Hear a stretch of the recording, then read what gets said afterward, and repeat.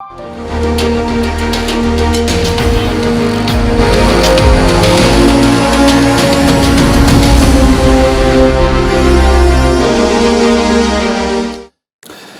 स्वागत है आपका संसद टीवी पर। मैं हूं मनोज वर्मा और आप देख रहे हैं हमारा खास कार्यक्रम मुद्दा आपका। आज हम बात करेंगे राष्ट्रीय जलमार्ग और गंगा विलास क्रूज की।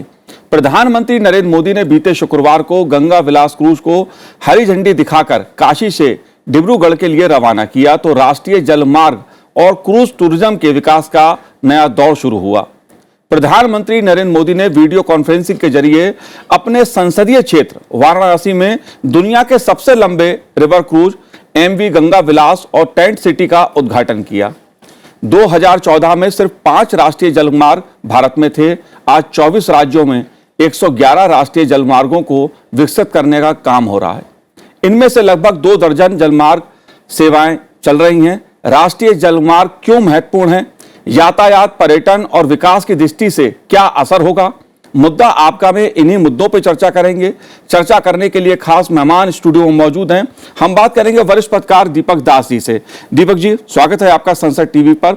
साथ ही हमारे साथ इस समय मौजूद हैं भारतीय पर्यटन और यात्रा प्रबंधन संस्थान के निदेशक प्रोफेसर आलोक शर्मा जी। आलोक जी, आपका भी स्वागत है संसद टीवी पर। और शुरुआत दीपक जी मैं आपसे करूंगा, क्योंकि एक ऐसी शुरुआत जिसको लेकर तमाम लंबे समय से इंतजार किया जा रहा था, खासतौर से राष्ट्रीय जलमार्ग पर पर्यटन की दृष्टि से खासा महत्वपूर्ण माना जा रहा है। लेकिन सबसे पहले देखते हैं कि प्रधानमंत्री नरेंद्र मोदी जी ने क्या कहा। आज मेरी काशी से डिब्रूगढ़ के बीच दुनिया की सबसे लंबी नदी जल यात्रा गंगा विलास क्रूज का शुभारंभ हुआ है। इससे पूर्वी भारत के अनेक पर्यटक स्थल वर्ल्ड टूरिज्म मैप में और प्रमुखता से आने वाले हैं। काशी में गंगा पार ये जो नई निर्मित अद्भुत टेंट सिटी से वहां आने और रहने का एक और बड़ा कारण देश दुनिया के पर्यटकों श्रद्धालुओं को मिला है। इसके साथ साथ आज पश्चिम बंगाल में मल्टी मॉडल टर्मिनल, यूपी और बिहार में फ्लोटिंग जेटी, असम में maritime skill centre, sea prepare centre, terminal connectivity project, ऐसे 1000 करोड़ रुपए से अधिक के प्रोजेक्ट का भी शिलान्यास और लोकार्पण हुआ है। जाहिर तौर पे राष्ट्रीय जलमार्ग की जब हम बात करते हैं तो उसको लेकर तमाम पहलू उभर के सामने आते हैं। बात चाहे आवागमन की जाए, पर्यटन की जाए या जलमार्ग विकास की जाए, क्योंकि मुद्दा विकास से जुड़ा है और अहम है। इसलिए सबसे पहले हम इसको समझने की कोशिश करेंगे। जलमार्ग विकास परियोजना के जो मुख्य अभियंता हैं रविकांत जी, वो इस समय स्टूडियो में मौजूद हैं। रविकांत जी, आपका भी स्वागत है संसद टीवी पर। मैं आप ही से शुरुआत करना चाहूंगा इस कार्यक्रम की, क्योंकि राष्ट्रीय जलमार्ग को लेकर जिस तरह की एक विकास योजना इस सरकार ने बनाई थी वो हमें दिखाई दे रही है, और साथ ही जिस तरह से तमाम तरह के जो पर्यटन से संबंधित कार्य हो रहे हैं उसको आप कैसे देखते हैं जब हम राष्ट्रीय जलमार्ग की बात कर रहे हैं? जी, राष्ट्रीय जलमार्ग जो अब विकसित किए जा रहे हैं वो सुचारू रूप से लगातार काम करते रहे हैं, इस रूप में विकसित कर रहे हैं। हम पूरे देश में बहुत सारे राष्ट्रीय जलमार्गों पे काम शुरू किया है हमने। जहाँ तक अब NW1 जिसको हम गंगा कहते हैं, उसके राष्ट्रीय जलमार्ग पर हमने काफ़ी काम किया है। विश्व बैंक की आर्थिक एवं तकनीकी मदद से यह एक परियोजना चलाई जा रही है, जल मार्ग विकास परियोजना। इसके तहत हम इसमें जगह जगह टर्मिनल बना रहे हैं, छोटी जेटी बना रहे हैं, करीब लगभग 60 के करीब जो अर्थ गंगा मॉड्यूल के तहत बना रहे हैं। और इसमें एक you can say water road on water, जिसको हम जलमार्ग कहते हैं।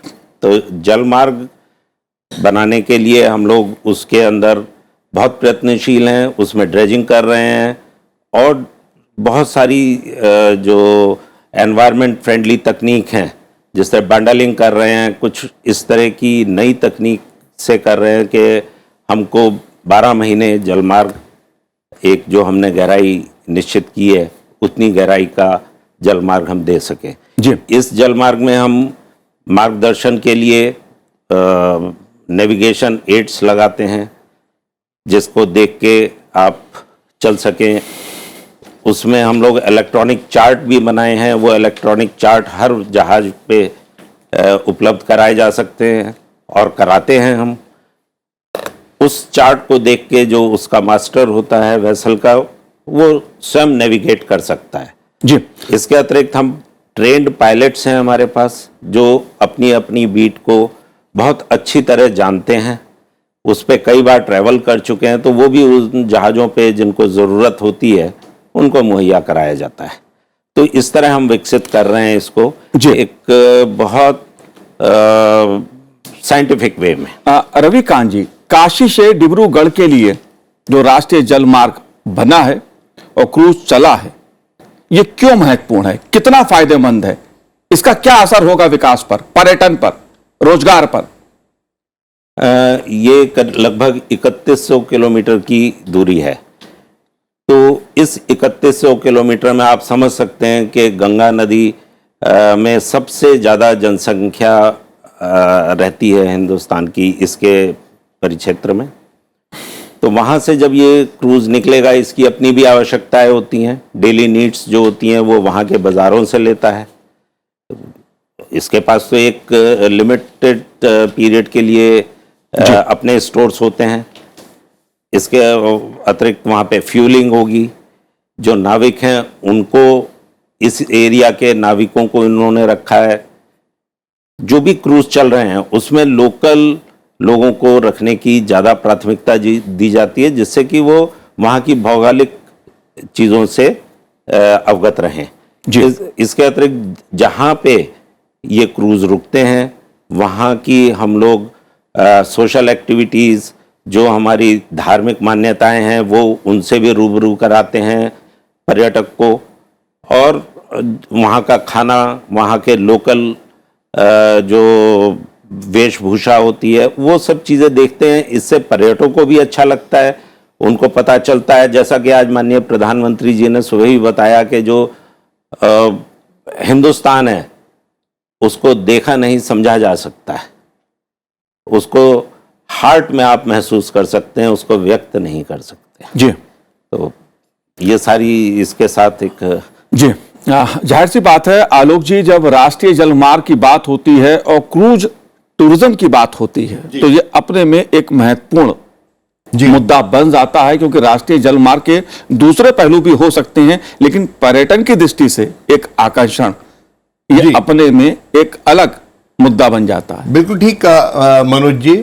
और जैसे कि अभी रविकांत जी ने बोला, ये जो डेवलपमेंट है ये केवल एक राष्ट्रीय जलमार्ग का नहीं है, ये इंटीग्रेटेड डेवलपमेंट है। हम डेवलप करेंगे एक राष्ट्रीय जलमार्ग और बेनिफिट होगा इसका कई सेक्टर्स में, और जिसमें टूरिज्म प्रमुख होगा।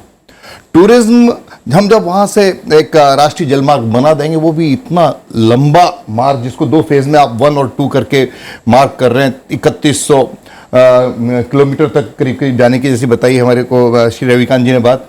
तो हम इंडस्ट्रियल डेवलपमेंट होगा, माल की ढुलाई जो रोड पर हमको 2.5 रुपये या 3 रुपये पड़ती है, और रेल के द्वारा जो 1.5 रुपया पड़ती है, वो यहां पे 25 पैसे से 30 पैसे पड़ती है अगर हम राष्ट्रीय जलमार्ग के थ्रू लेके जाएंगे। और ये जैसा अभी अभी जिक्र किया गया, बड़ी घनी आबादी का, देश के घनीतम आबादी वाले क्षेत्रों में से गुजरने वाला राष्ट्रीय जलमार्ग है, जहां पर इंडस्ट्रियल प्रोडक्शन बहुत ज्यादा होता रहा है हमेशा। लेकिन अब वो किसी बंदरगाह पे ले जाने के लिए इस पर्टिकुलर सड़क मार्ग को यूज करते रहे हैं, जिसमें बहुत डेवलपमेंट करना पड़ता है। और ये इको फ्रेंडली और एनवायरमेंटल फ्रेंडली जलमार्ग का जो डेवलपमेंट होता है, ये इको फ्रेंडली होता है। इसके अलावा ये जिस जोन से निकलता है, नदी अपने आप में सबसे पहले जब ह्यूमन सेटलमेंट हुआ तो वो नदियों के किनारे शुरू हुआ, क्योंकि नदियों के किनारे वो खेती हो सकती थी, खाना हो सकता था, जल क्रीड़ाएं हो सकती थी, जल मार्ग से ट्रांसपोर्टेशन हो सकता था। लेकिन जब रेल मार्ग आए तो वो खत्म हो गया, ये केवल ड्रेनेज बन के रह गई। आज यही ड्रेनेज जो दोबारा रिवाइव की जा रही है राष्ट्रीय स्तर पर, 111 नंबर है, जिसको हम बहुत अलग अलग तरीके से इसको एक रिसोर्स की तरह से यूज करने जा रहे हैं इन नदियों को। ये अपने आप में एक मैजिकल चेंज लाने वाला है। इसमें जहां से नदी गुजरती है वहां पर्यावरण बदल देती है, नेचर टूरिज्म, बर्ड सीइंग, और जैसे कई बंदरगाह आप डेवलप करेंगे तो ये सारी चीजें इसमें बहुत सारी इंक्लूड है। कोई एक पॉइंट नहीं, हर पॉइंट पर टूरिस्ट को ये आकर्षण करने वाला एरिया रहने वाला है। जी दीपक जी, आप कैसे देखते हैं इस परियोजना को? क्योंकि एक तो पहला सवाल मेरा आपसे ये है कि काशी से डिब्रूगढ़ के लिए क्रूज का चलना क्यों महत्वपूर्ण है, और पर्यावरण की दृष्टि से सबसे महत्वपूर्ण मुद्दा इसमें पर्यावरण का भी है, क्योंकि जब हम जल मार्ग की बात कर रहे हैं तो जाहिर तौर पे नदियों को लेकर भी, उनकी जो स्थिति है उसको लेकर भी देश में तमाम सवाल उठते हैं। आप कैसे देखते हैं इस मुद्दे को? देखिए, एक तो बहुत बड़ी बात हमें ध्यान में रखनी पड़ेगी, ऐसे नहीं कि जलमार्ग पहले नहीं थे। जैसे रविकांत जी जिस ऑर्गेनाइजेशन से आते हैं, IWA बहुत पुराना ऑर्गेनाइजेशन है, उसका जो फोकस था कि कैसे जलमार्ग को विकास करना है, ये हमेशा रहा है। लेकिन जो सबसे बड़ी बदलाव हुई 2014 के बाद कि एक जलमार्ग के विकास के ऊपर एक बड़ा फोकस डाला गया, और कुछ ही हमारे पास जो जिसको हम नेशनल वाटरवेज कहते हैं वो थे। एक कैबिनेट में बहुत बड़ा डिसीजन लिया गया कि 111 नदियों को हम जलमार्ग बनाएंगे। जैसे एक आपका वो रोड के लिए हाईवे का ग्रिड है, इस तरह से पानी के लिए एक नेशनल वाटरवे का ग्रिड बनाने की बात हुई। हालांकि बात अलग है कि सारे 111 नदियों को आप जलमार्ग नहीं बना सकते हैं, क्योंकि वहाँ पे पानी का इशू है, आपको डेप्थ चाहिए। लेकिन जहाँ जहाँ पे सबसे सक्सेसफुल हो सकता है, जहाँ पे ये मतलब ठीक हो सकता है, उसको सरकार ने बड़े ध्यान से उसको आगे बढ़ाया। और हम जो देख रहे हैं अभी नेशनल वाटरवे 1, जिसको हम गंगा कहते हैं प्राइमरीली, वो गंगा आपका पूरा जो वाटर जो रिवर सिस्टम है, इसको पूरा डेवलप किया गया। और अगर आपको याद होगा, जब पहली बार जब एक कार्गो वेसल आया था, वो एक बहुत बड़ी कंपनी, मल्टीनेशनल कंपनी की कार्गो वेसल आया था, वो भी प्रधानमंत्री ने उसको वाराणसी में ही उसको रिसीव किया था। आज एक और एक बड़ा दिन है जब वाराणसी से और एक बड़ा वेसल जा रहा है जिसमें टूरिस्ट जा रहे हैं। मैं इस पे दो चीजें देखता हूं। एक तो बहुत बड़ी शुरुआत है, क्योंकि इतना बढ़िया क्रूज जो इंटरनेशनल टूरिस्ट भी इसमें जाने के लिए पसंद करेंगे, जो हमारे देश के लोग अफोर्ड कर सकते हैं। हालांकि इसका थोड़ा प्राइस ज़्यादा है, क्योंकि इस पे एक तो अच्छी बात है कि सरकार ने प्रॉपर PPP इस पे किया है। उन्होंने कोई अपने तरफ से कोई प्राइस कितना होगा इस पे सरकार ने कोई हस्तक्षेप नहीं किया है। और इनको पूरा जो कंपनी है जिसने चलाया है उसको पूरा हैंड होल्डिंग किया है। उनको जितनी सपोर्ट चाहिए, नेविगेशन के लिए आपको पानी का डेप्थ चाहिए, जैसे रविकांत जी ने कहा, उन्होंने आपको पूरा नेविगेशन सिस्टम आपने दिया, पायलट अवेलेबल करा रहे हैं अगर उनको चाहिए तो सरकार ने एक पूरा देखा जाए तो एक बहुत बढ़िया सिस्टम को दिया है। इसका जो मुझे एक पहलू पे जरा मेरा ध्यान रहेगा हमेशा, क्योंकि हमने देखा है पहली बार नहीं कि कोई क्रूज चल रहा है, क्रूज पहले भी कुछ चले हैं। अगर आपको याद होगा, एक बार हमारे कोस्टल शिपिंग में बहुत बढ़िया क्रूज चलाई गई थी अंगारिया करके, वो शिपिंग मिनिस्टर नहीं चलाया, पर कुछ साल के बाद वो बंद हो गए। तो ये हमें देखना पड़ेगा कि ये जो क्रूज कोई भी हम चलाते हैं, ये वन ऑफ ओकेजन ना हो, ये लगातार चलता रहे। ऐसा खबर हमें भी आई है कि इनके पास और भी बहुत विदेशी पर्यटक जो हैं इसको लेने के लिए इस पे बुकिंग ऑलरेडी कर चुके हैं। आई थिंक मुझे इस पे जो सबसे बड़ा महत्वपूर्ण विषय लग रहा है, जो प्रधानमंत्री ने पहले भी कहा था, कुछ दिन पहले एक देश को संबोधित करते हुए कहा था, आज भी कहा है कि हमारे जो देश के लोग अब बाहर जाते हैं, सिंगापुर जाते हैं क्रूज में देखने के लिए, अब वो हमारे ही देश में तो देख लें। तो उसके लिए जरूरी है कि इसको कैसे आप अफोर्डेबल बनाएं। आप ये उम्मीद मत करिए कि लोग इतने ज्यादा पैसे देके बहुत 5 स्टार क्रूज में नहीं जाएंगे। तो जितना मुझे ज्ञान है कि शिपिंग मिनिस्ट्री, जो सर्बानंद सोनोवाल हैं, IWA है, ये सब लोग जो मिलकर ये एक तरह से कॉन्सेप्ट पे काम कर रहे हैं कि अफोर्डेबल से लग्जरी पूरा रेंज को कैसे कवर करे क्रूज टूरिज्म, इसको देखा जाए। और आपने जो कहा, जो आज प्रधानमंत्री ने भी कहा, ये खाली जो है क्रूज टूरिज्म नहीं है जी, ये खाली क्रूज नहीं है, ये हमारी संस्कृति को लोगों को बताएगा जी। और जो इसका जो इकोनॉमिक एक्टिविटी होगी, अगर आपको ये बात भी ध्यान रहेगा कि उन्होंने कहा एक तो गंगा की विकास है और अर्थ गंगा, उसके चारों तरफ जो इकोनॉमिक एक्टिविटी होगी, ये दोनों चीजों को बढ़ावा देगा जी। बिल्कुल, गंगा और अर्थ गंगा दोनों को बढ़ावा देगा रविकांत जी। लेकिन जो बात दीपक जी ने उठाई यहाँ पर खासतौर से टूरिज्म के लिए, क्योंकि अगर बात जल मार्ग पे टूरिज्म की जाए तो उसको लेकर अपने देश में कुछ क्षेत्र हैं जो लोग जाते हैं, एंजॉय करते हैं, पर्यटन की दृष्टि से वहां लोग जाते हैं, लेकिन उतना शायद डेवलप नहीं हो पाया जो 14 के बाद डेवलप करने की कोशिश की गई है। तो टूरिज्म के लिहाज से क्या संभावनाएं आप देख रहे हैं? बिल्कुल सही कहा इन्होंने। 2014 के बाद इस दिशा में अत्यधिक कार्य हुआ है। मैं अधिक नहीं कहूंगा, मैं कहूंगा अत्यधिक कार्य हुआ है, और उसी के रिजल्ट से ये पर्यटन क्रूज शुरू हुआ है। यही नहीं है, इसमें हम कार्गो का विकास भी करते हैं। और आज बनारस में एक जहाज 10 कंटेनर लेके पहुंचा है, उसी बंदरगाह पे पहुंचा है जिसको माननीय प्रधानमंत्री जी ने 12 नवंबर 2018 को इनॉग्रेट किया था। तो ये एक रेगुलर चीज है जो चलती रहे जल मार्गों के ऊपर। अब जहां तक टूरिज्म का सवाल है, अभी इसमें सिर्फ विदेशी टूरिस्ट आए हैं, but there has to be a start. जी, तो ये स्टार्ट किया गया है। इतना लंबा क्रूज दुनिया में कोई नहीं है। तो आप समझिए हमारी जो विचारधारा है, उस विचारधारा को समझिए कि इतना लंबा क्रूज हम लेके जा रहे हैं, कम से और कई नदी प्रणालियों के बीच से निकलेगा। ये सुंदरबन का क्षेत्र दिखाएगा जो कि बिल्कुल अधिकतर लोग नहीं जाते हैं। वैसे कलकत्ता से सुंदरबन के बीच में छोटे छोटे क्रूज चलते हैं, जिसको कि भारतीय भी उसका आनंद लेते हैं और विदेशी भी आनंद लेते हैं। जी हाँ, बिल्कुल। भारत की विरासत और आधुनिकता का अद्भुत संगम इस यात्रा में देखने को जो टूरिस्ट होंगे उनको मिलेगा, जो यात्री होंगे उनको देखने को मिलेगा। लेकिन रविकांत जी, एक सवाल उठता है यहां पर कि 14 से पहले 5 राष्ट्रीय जलमार्ग देश में विकसित थे या उनको किया जा रहा था, उन पर काम हो रहा था, और 14 के बाद 111। मैं यहां समझना चाहता हूं कि पहले जो सरकार थी, क्योंकि यह सवाल अक्सर उठता कि 14 के बाद क्या हो रहा है, 14 से पहले क्या हो रहा है, तो एक मैं बदलाव के तौर पे इस बात को देख रहा हूं। इसका कोई राजनीति से सरोकार नहीं है। पहले क्यों इस दिशा में नहीं सोचा गया? सबसे पहले एक जलमार्ग बना था जी, उसको विकसित कर रहे थे। उसको एक लिमिट तक विकसित करने के बाद दूसरा जलमार्ग बना, फिर तीसरा बना, फिर चौथा पांचवा दोनों एक साथ बने। किसी भी चीज को विकास करने के लिए पैसे की जरूरत है, आपको फंड्स चाहिए। तो 2014 के बाद पर्याप्त पैसा मुहैया कराया गया, फंड मुहैया कराया गया, और एक दिशा दी गई कि आपको 111 जलमार्ग डेवलप करने हैं।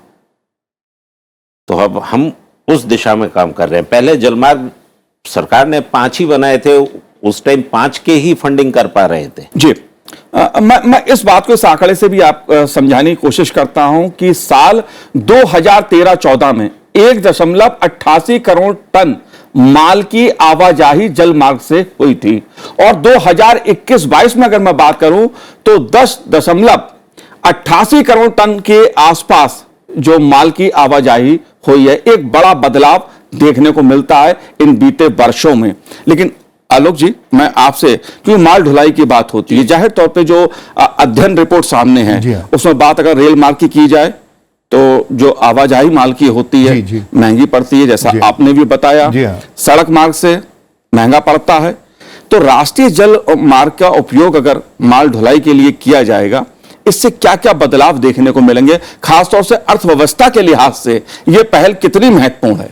देखिए मनोज जी, जैसे कि आपके रेफरेंस में भी ये आंकड़े आएंगे कि देश में लगभग 65% माल की आवाजाही रोड के ऊपर हो रही है, रोड के द्वारा हो रही है, और रेल के द्वारा 18% या 18 नहीं तो 25% के करीब होना चाहिए मैक्सिमम। लेकिन राष्ट्रीय जल मार्गों के द्वारा इसका परसेंटेज 1% से भी कम रहा है, 0.6 के करीब रहा है। और ये इसको जिस तरह से कॉन्सेप्चुलाइज किया गया है, विजुलाइज किया गया है, और उस आंकड़ों को एनालिसिस किया गया जिनका विश्लेषण वो बताते हैं कि 5 नदियों से काम नहीं चलेगा, 111 पर ही पहुंचना पड़ेगा। टेक्निकली 20-30 में दिक्कत आ जाएगी, 80-85 तो हमें पूरा करना ही करना है, एटलीस्ट जहां हमें प्रॉपर डेप्थ मिल जाती है। और ये मल्टीपल लेवल के बेनिफिट देगा, इकोनॉमिकल, सोशल, एंड पर्यटन की दृष्टि से हर डायरेक्शन में इसका फायदा मिलना है। ये निश्चित तौर पे एक बहुत बड़ा बदलाव लाने वाला है ये चेंज। जी दीपक जी, योजना बहुत अच्छी है, महत्वाकांक्षी है, और पर्यटन टूरिज्म, अगर हम बात विकास की करें, यातायात की करें, तो जाहिर तौर पे एक बड़ी अच्छी योजना देखने को मिलती है। लेकिन सवाल यहां पर आता है 111 राष्ट्रीय जलमार्ग, जिन नदियों पर इसकी योजना बन रही है, जाहिर तौर पर उनका अध्ययन हुआ होगा, लेकिन हकीकत में जो देश में नदियों की स्थिति है, आप भी उससे परिचित हैं, क्या चुनौती है सामने? देखिए, ये चुनौती क्या है? ये तो बात सही है कि 111, एक तो देखिए, एक तो आपको पहले सोचना पड़ेगा, आपका महत्वाकांक्षी एक योजना होना चाहिए, एक ड्रीम तो पहले होना चाहिए। तो ड्रीम जो है 111 का है। उसके बाद हमने देखा कि टेक्निकल स्टडी हुआ, उस पर सारे रिवर फिजिबल नहीं हुए, तो इसीलिए जैसे आप लोग देखेंगे तो IWI ने फेज वाइज काम कर रहा है कि जो जो आपका सबसे ज़्यादा वायबल हैं उनमें आप पहले काम करें। तो एक तरह से देखा जाए तो इसका तो सिस्टमिक तरीके से मतलब प्रोसेस शुरू हो गया है, काम शुरू हो गया है, रिजल्ट देखने को मिल रहा है। जैसा आपने कहा 2013-14 में आपकी कितने मिलियन टन आपका कार्गो जाता था, now it has gone to almost like 108 के ऊपर चला गया मिलियन टन। तो ये देखिए, अगर आप एक फैसिलिटी को तैयार करेंगे, एक योजना बनाएंगे, तो लोग तो आएंगे ही जी। पर फिर भी जो थोड़ी समस्याएं हैं, और ऐसा नहीं कि वो तो भी एक दिन में तो समस्या सॉल्व नहीं होगा। हमारे देश में कार्गो की ढुलाई का जो व्यवस्था है उसको आपको सीमलेस करना पड़ेगा, जिसके लिए कुछ व्यवस्था हुई है। जैसे बनारस में हुआ है, आपका मल्टी मॉडल हब पूरा बना है, आपका वहाँ पे झारखंड में जो बन रहा है, आपका बंगाल में जो बन रहा है। जब ये सिस्टम आएंगे तो क्या होगा कि आपको सीमलेस ट्रांसपोर्ट होगा। आपने शिप से सामान उतारा, वो रेल में गया या रोड में गया। अभी जो व्यवस्था है ज़्यादातर जगह में, अगर आप सामान ढो के भी लाते हैं, फिर आपको उसको मेन रोड में लाने में बहुत समय लग जाता है।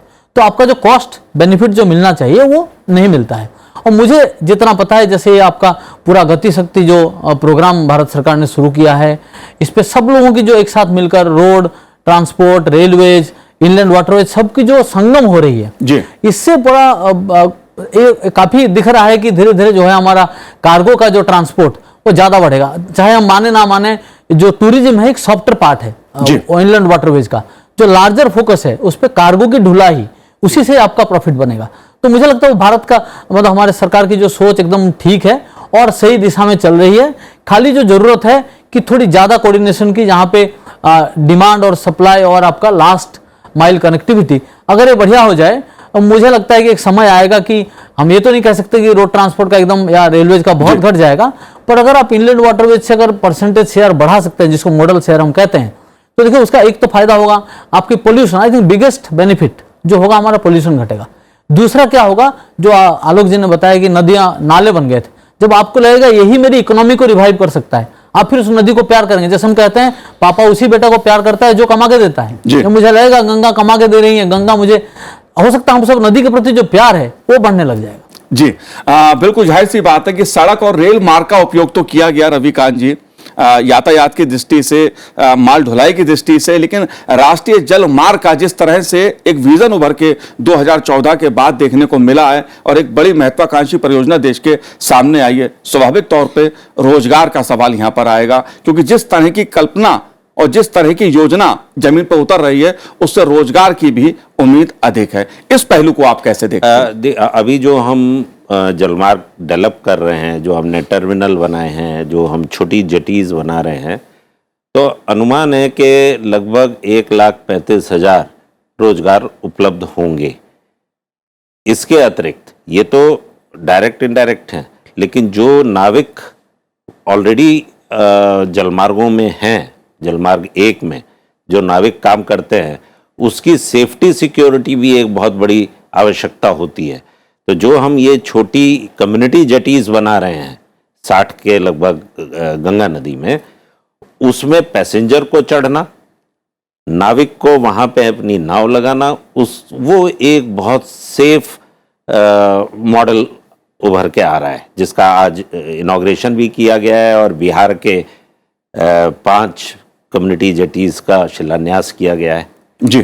तो वो एक बहुत बड़ी उपलब्धि होगी अर्थगंगा को ध्यान में रखते हुए जी। वो उस क्षेत्र को बहुत आर्थिक मदद पहुंचाएगा। बहुत संक्षेप में आलोक जी, ये बहुत महत्वपूर्ण पहलू है क्योंकि टूरिज्म से भी जुड़ा है। आप कैसे देखते हैं रोजगार के इस पहलू को? देखिए सर, बड़ा महत्वपूर्ण मुद्दा रविकांत जी ने उठाया है। ये उस जगह जलमार्ग बन रहा है जहां पे हमारे देश की सबसे गरीब आबादी रहती है, जिन्हें छोटे काम ढूंढने हैं, जिनको सबसे ज्यादा रिलीजियस जोन अगर हम कंसीडर करें तो यही है रिलीजियस टूरिज्म के लिए। इसलिए और टूरिज्म सोशियो इकोनॉमिकल चेंजेस लाता है जी, और लॉजिस्टिक मैनेजमेंट में ये अपने आप में एक यूनिक उदाहरण होने ही वाला है। तो ये जो चेंजेस हैं, ये बदलाव हैं, ये स्वागत योग्य हैं। जी बिल्कुल कह सकते हैं कि जो राष्ट्रीय जलमार्ग परियोजना है और जिस तरह से उसकी शुरुआत प्रधानमंत्री नरेंद्र मोदी जी ने काशी से वाराणसी से की है, वो देश में अर्थ के लिहाज से, विकास के लिहाज से, टूरिज्म के लिहाज से एक नया चरण की शुरुआत करेगी, जो देश की अर्थव्यवस्था को एक नई दिशा देने का काम करेगा। आप तीनों ने इस कार्यक्रम में भाग लिया, चर्चा की, बहुत बहुत शुक्रिया, बहुत बहुत धन्यवाद हमसे बात करने के लिए। तो आज इस कार्यक्रम में इतना ही, मुझे दीजिए आज्ञा, नमस्कार।